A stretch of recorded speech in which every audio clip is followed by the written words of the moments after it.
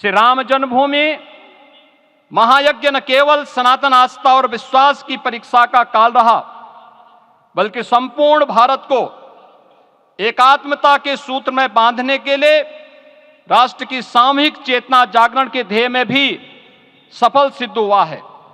सदियों के बाद भारत में हो रहे इस चिर प्रतीक्षित नवविवाह को देख अयोध्या समेत पूरा भारत का वर्तमान आनंदित हो उठा है।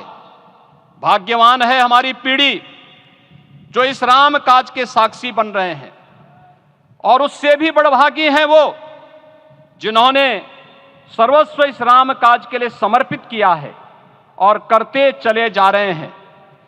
जिस अयोध्या को अवनी की अमरावती और धरती का वैकुंठ कहा गया, वह सदियों तक अभिषिप्त थी, उपेक्षित रही, सुनियोजित तिरस्कार झेलती रही। अपनी ही भूमि पर सनातन आस्था पद्दलित होती रही, चोटिल होती रही, किंतु राम का जीवन हमें संयम की शिक्षा देता है और भारतीय समाज ने संयम बनाए रखा। लेकिन हर एक दिन के साथ ही हमारा संकल्प और भी दृढ़ होता गया, और आज देखिए पूरी दुनिया अयोध्या के वैभव को निभा रही है। हर कोई अयोध्या आने को आतुर है। आज अयोध्या में त्रेतायुगीन वैभव उतर आया है, दिख रहा है। यह धर्मनगरी विश्व की सांस्कृतिक राजधानी के रूप में प्रतिष्ठित हो रही है। पूरा विश्व दिव्य और भव्य अयोध्या का साक्षात्कार कर रहा है।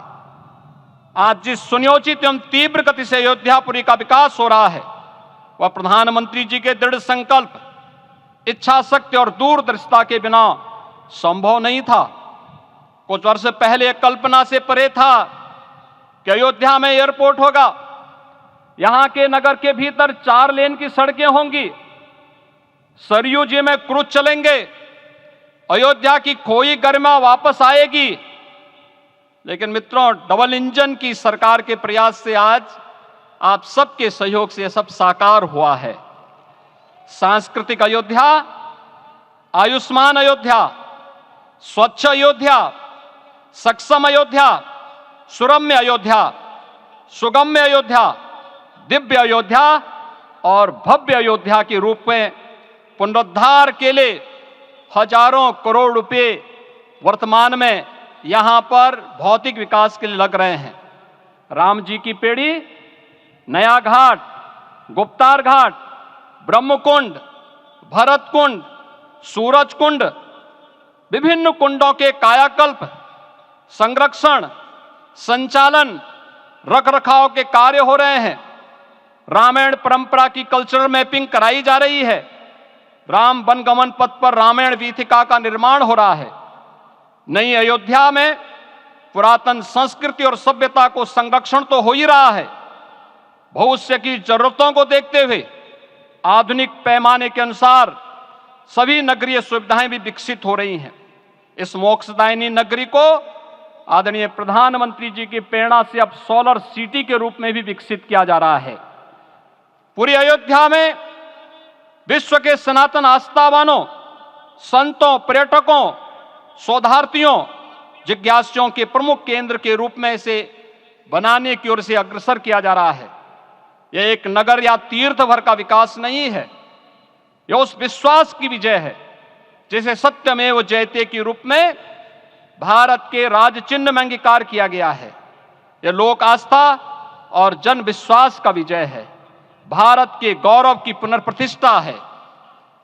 अयोध्या का दिव्य दीपोत्सव नए भारत की सांस्कृतिक पहचान बन रहा है, और श्री रामलला की प्राण प्रतिष्ठा का समारोह भारत की सांस्कृतिक अंतरात्मा को समरस की एक अभिव्यक्ति सिद्ध कर रहा है। श्री राम जन्मभूमि मंदिर की स्थापना भारत के सांस्कृतिक पुनर्जागरण का आध्यात्मिक अनुष्ठान है। यह राष्ट्र मंदिर है। निसंदेह श्री रामलला विग्रह की प्राण प्रतिष्ठा राष्ट्रीय गौरव का एक ऐतिहासिक अवसर है।